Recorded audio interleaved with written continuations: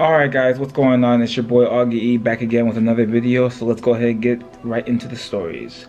First story for the week is Robert Mueller has finally handed in his report on the Russia investigation. Roll the clip.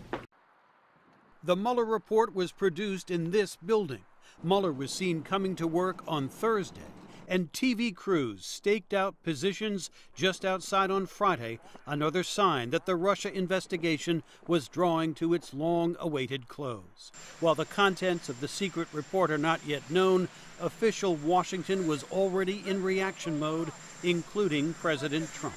There was no collusion, there was no obstruction, everybody knows it. It's all a big hoax. I call it the witch hunt. It's all a big hoax. So we'll see what happens. The Mueller report is now in the hands of Attorney General William Barr. Barr will decide how much of the report can be released to Congress and the general public. Okay, so why is this important? I'm pretty sure it's been all over the news. The reason why this is important is because this investigation is focusing on the Trump campaign back in 2016 and whether or not there was obstruction of justice and whether or not they colluded with Russia in any possible way. Now, because of this investigation, already 3 members of Trump's circle have already been indicted or found guilty. First one being Michael Flynn, followed by Michael Cohen, and then also Paul Manafort. These are all people that were within Trump's circle. Now, the report has been handed over to the Attorney General right now, and he is basically deciding on how much of that report he's going to release to the public. The Democrats want that report released in its the whole entire format released to the public, and then let the public decide on what's important and what's not important. Basically, they're trying to decide whether or not they're going to get Trump out of here. From my opinion, I don't see how not. If you got 3 guys around Trump, 3 of the people that work for Trump, who have all been found guilty of working with Russia in some way, how do you not get the main person, the guy himself? So I'm thinking that this is it's closing in for Trump. This is a big one. This is actually, it's almost done. But even aside from that, Trump is still in the news because he's talking about the late Senator John McCain. Roll the clip. President, why are you attacking Senator John McCain 7 months after his death? I'm very unhappy that he didn't repeal and replace Obamacare. As you know, he campaigned on repealing and replacing Obamacare for years. And then he got to a vote and he said thumbs down. I was never a fan of John McCain, and I never will be. At his request, and I gave him the kind of funeral that he wanted, which as president I had to approve. I don't care about this. I didn't get thank you. That's okay. We sent him on the way, but I wasn't a fan of John McCain. So now what we could say is, now we're all set. I don't think I have to answer that question, but the press keeps, what do you think of McCain? What do you think? Not my kind of guy. What's wrong with this man? Like, what is seriously wrong with him? You're saying that you didn't get a thank you for the funeral? What did you have to do with the funeral? Like, what did you have to do? You weren't even, he wasn't even there. John McCain did not want Trump at his funeral. So like, what do you, like, I don't understand why you have to make comments about a very well-respected senator, a very well-respected person, his family. John McCain only died, like, I believe, 6-7 months ago. So his family is still grieving over his death, and you're out here making statements about you didn't get a thank you for the funeral, you're not a fan of him. Why don't you keep your comments to yourself? Nobody needs to hear that. Like, it just shows the lack of class that Donald Trump has. He just continues to say the most outlandish things because that's his whole presidency. His whole presidency has been outlandish. But moving on. So next story I wanted to focus on was the Michael Jackson documentary, Leaving Neverland, that came out on HBO a couple weeks ago. I got a chance to watch it. A lot of people have already done their kind of reviews of the documentary, and I wanted to kind of wait let the noise die down a little bit and then talk about it. So, but first of all, roll the clip. Everybody wanted to meet Michael or be with Michael. And then he likes you. I was 7 years old. Michael asked, do you and the family want to come to Neverland?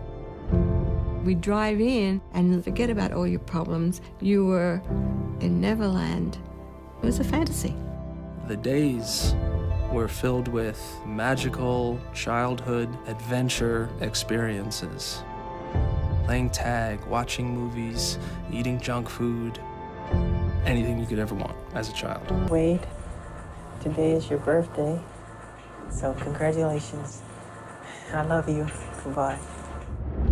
There's no thoughts of this is wrong or anything like that.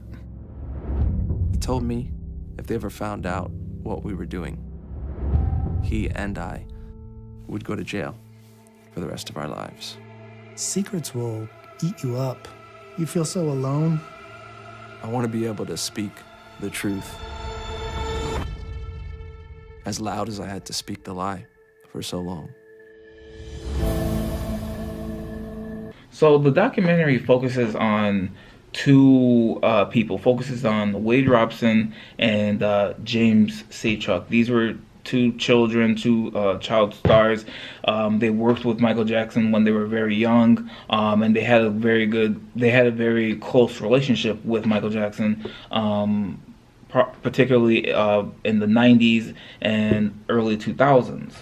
But now they're both coming out to say that Michael Jackson basically sexually molested them, assaulted them, and I, from what I watched, I'm not going to come out and say that Michael Jackson is a full-blown pedophile because he's never been found guilty of being a pedophile, but I have to say that there is some truth to these allegations. I believe that there is some truth to them. To me, they seem very convincing. Also, Michael Jackson, these two guys were not the only people that have accused Michael Jackson of this type of behavior. There have been other people in the past who have accused Michael also of sexually molesting them. But, you know, talking with people, reading comments online, a lot of people have said, why are they coming out now? And I'm thinking, well, they tried to get Michael back in the 90s. He settled that case. In the early 2000s, they tried to get him again. He won that case, but if you watch the documentary, he won that case off of information that wasn't true. He won that in that documentary. Basically, Wade Robson says he went to testify for Michael, saying that he was never sexually molested or assaulted or anything. But he did that because he was ashamed at the time, and I believe this was around 2003. You know, so even after the fact,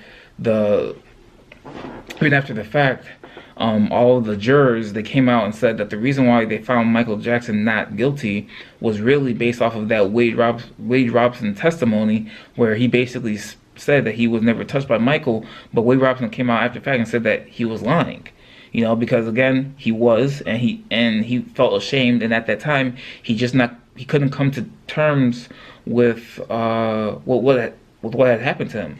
Another thing I've been hearing people say is, okay, well, I blame the parents, and what were the parents doing, and blah, blah, blah, this, that, and the other.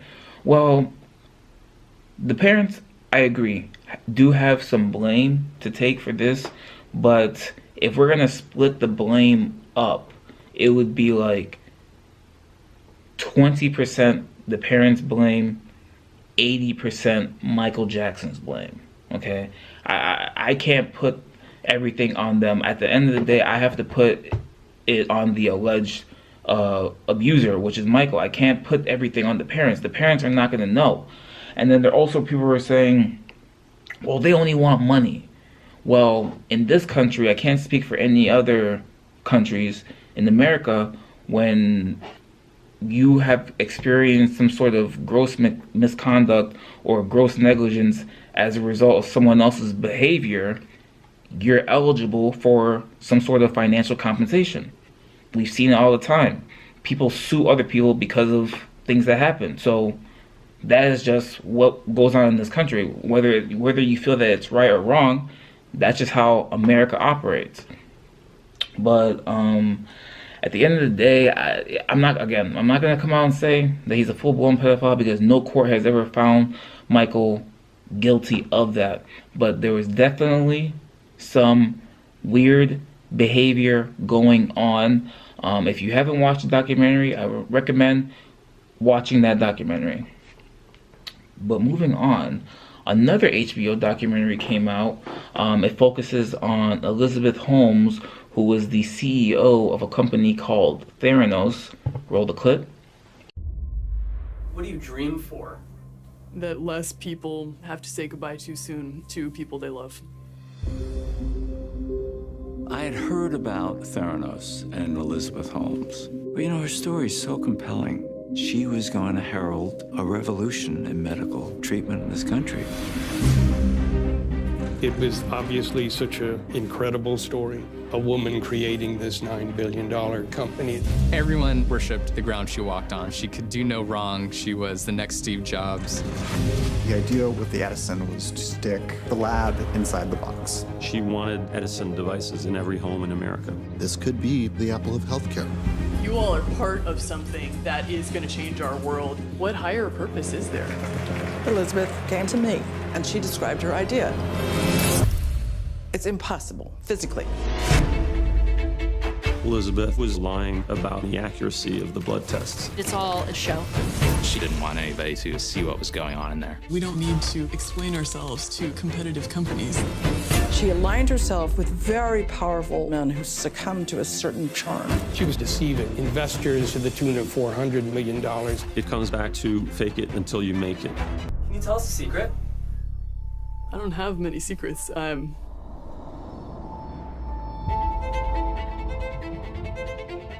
Documentary, very interesting. If you don't know, Theranos basically was a blood company. It was supposed to revolutionize blood testing. Basically, their whole thing was they could do a bunch of blood tests off of a prick of blood. So you know how you go to the doctor and if you have to do any type of blood work, they have to take out a whole vial of blood. They were saying get rid of that. They had a machine that could basically run a whole bunch of tests off of just a single drop of blood. That was the whole process. So because of this, they were able to work up, and eventually the company was valued at $9 billion. Yes, $9 billion. But like other ambitious people, the CEO, Elizabeth Holmes, was basically overestimating what her company could do. Her company could not run these tests. They were actually still using full, like regular blood tests. Like they were actually taking more blood than normal to run the actual blood work. And the people found out, investors found out about this, and now basically the whole company doesn't exist anymore because they lied about what they could do. And I don't understand why people do this. This kind of reminds me of like the Fire Festival. If she had just basically told the truth and said, we have our technology, at this time we can do maybe 1 or 2 tests with this blood. We anticipate that we're going to be able to do X amount of tests at a certain point in the future. Investors would have been like, okay, well, we'll work with that. But instead, she lied to her investors, basically saying that she could do all these tests when she couldn't. She duped Walgreens. Like Walgreens was fully invested in this company. Walgreens actually opened up wellness centers using their technology. And Walgreens had to pull out, and they had to pay back all of the people for these tests because also the technology wasn't even accurate. Like it was inaccurate testing, and people, so now you can't even rely on what's going on. So if someone, let's say for example, if someone had a sexually transmitted disease or something, their test might say that they don't have that. you know, and that is very, very dangerous. Again, I think people, whatever you're doing, you need to, I think, what is it called? You need to under-promise and then over-deliver, okay? Just under-promise, over-deliver. If she had just told the truth, the company would still be around. They would not be facing federal charges of conspiracy and fraud. And it's just, and people would not have lost their jobs. Like, the company doesn't exist, so now there's no one even, people lost their jobs because of this, you know? And it's just, it doesn't make any sense. People just need to act with some sort of morals, you know? And stop letting money, you know, just change everything around you. But that is it for today.